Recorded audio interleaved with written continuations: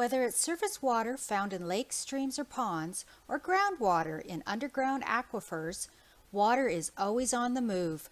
During this presentation, you will learn about the movement of groundwater. Groundwater is the rain or melted snow that soaks into the ground. You can find groundwater in an aquifer, an area underground made up of different layers of materials such as sand, gravel, clay, and bedrock. Groundwater fills the spaces between those materials, moving ever so slowly, about a few meters every year. Eventually, the groundwater will make its way to the surface. This can occur when groundwater seeps up into surface water, such as a stream, or when used as drinking water, it's removed using a large pipe called a well. After the groundwater leaves the well, it is treated and tested before continuing its journey through underground pipes to your home. The region of Waterloo manages about 120 supply wells that take groundwater from aquifers throughout Waterloo region. Each supply well is in a wellhead protection area. A wellhead protection area maps out the path and length of time it takes for groundwater to move through the different materials in the aquifer before reaching the well. The wellhead protection area has 4 zones: 100 meters, 2 years, 5 years, and 25 years. The 100-meter zone is closest to the well, with the remaining zones marking the time it takes for groundwater to reach the well. Knowing how groundwater moves underground to create the wellhead protection area maps can be a challenge. Unlike surface water in rivers and lakes, groundwater is out of sight, hidden away underground. To understand how groundwater moves underground, you need to know what materials the groundwater is moving through. Aquifers, where you can find groundwater, are made up of different layers of materials such as sand, gravel, clay, and bedrock. No 2 aquifers are the same. The layers in one aquifer can be very different from another. And in fact, the types of materials and how they are layered can change in a single aquifer. This image shows what the cross-section of an aquifer might look like. The top is the ground where we live, with the different layers of materials that make up the aquifer down below. Each color represents a layer of a material. One colored layer might represent sand, another might be clay, another could be gravel, and another might be bedrock.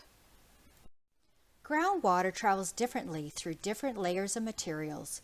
Sometimes it will move faster, and sometimes it will slow down, depending on the material it is passing through. Permeability and porosity come to mind.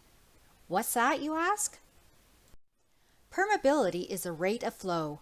How fast groundwater moves through a material depends on how well the spaces between the material are connected to allow the water to flow through.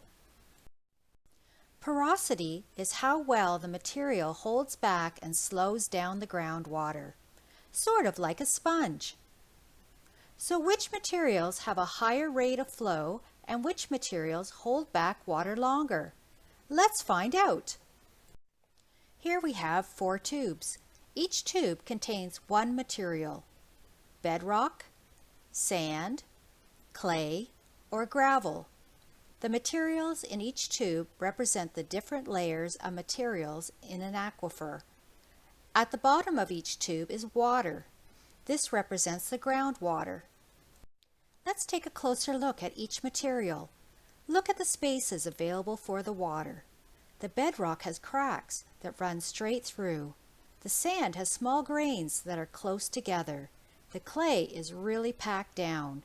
And the gravel is many small rocks with spaces in between you can see. Which material do you think will allow the water to flow through faster? Which material do you think will hold back the water the longest? We are going to flip the tubes and find out. Watch each tube and see how the water moves through the material. The flipping of the tubes represents the movement of the groundwater through the different layers in an aquifer.